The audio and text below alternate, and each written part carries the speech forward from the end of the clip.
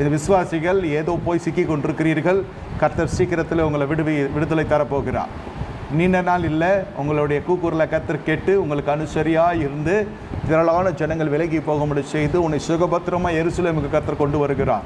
ஆனால் ஒன்று தெரிந்து கொள்ளுங்கள், தேவனை பகைக்கிற ஜனங்களிடத்தில் நீ சவகாசமாக இருந்தாய் அல்லவா, அதனால் வந்த வேணை தான் இன்று உன்னுடைய வாழ்க்கையில் உள்ள தொந்தரவு. இதனுடைய பொருள் என்னவென்று கேட்டால், உலக சிநேகிதம் உங்கள் இருதயத்தை குடிக்கொண்டிருந்த ஒரு காலம் உண்டு. இப்போ எதை நீ சிநேகித்தாயோ அதுவே உனக்கு தொந்தரவாய் முள்ளாய் வந்து நிற்கிறது. இப்பொழுது கர்த்தரை நோக்கி கூப்பிடுகிறீர்கள். கர்த்தர் செய்கொடாததை போல் இருக்கிறார், ஆனால் தீர்க்க தரிசன வார்த்தைகள் மட்டும் உனக்கு அனுகூலமாய் வருகிறது. இப்படியாக இந்த மனுஷனுடைய வாழ்க்கையாக தான் விசுவாசனுடைய வாழ்க்கையை போல காணப்படுகிறது. இப்படியாய் காணப்படுகிற பொழுது இவன் ஏதோ தப்பித்தோம் பிழைத்தோம் என்று கர்த்தருக்கு பயப்படுற பயத்திலே தன்னை மறுபடியும் மனம் திரும்பி பாவ அறிக்கையிட்டு தேவை